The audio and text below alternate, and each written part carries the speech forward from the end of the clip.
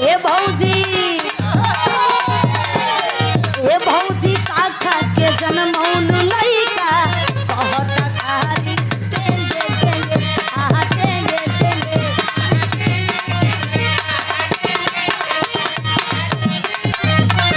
ओकरा में हम कहले बानी हे देवरू काहे के डांटेला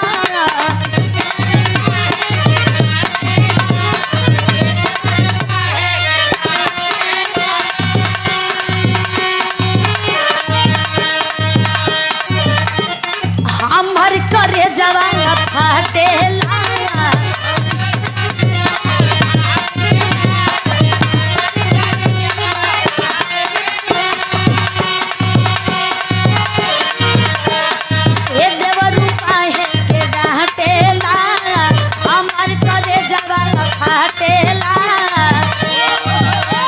सासू से ओरहन देंगे देंगे देंगे देंगे।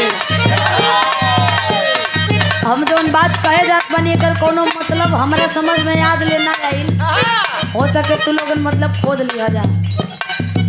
हम तो सासू से ओरहन देंगे देंगे देंगे देंगे।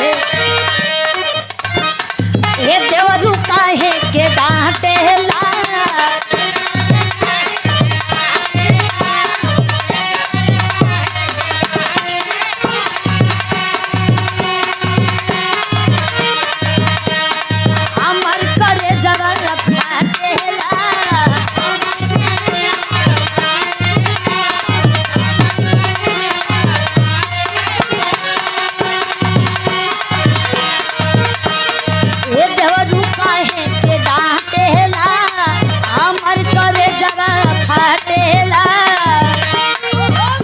तो सासू से ओरहन देंगे देंगे देंगे देंगे।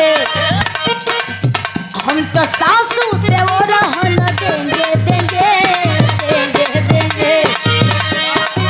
तब सुधीर लाल जी कहलन ए भौजी काका के जनमौन लइका कहता खाली देंगे देंगे आहा देंगे देंगे।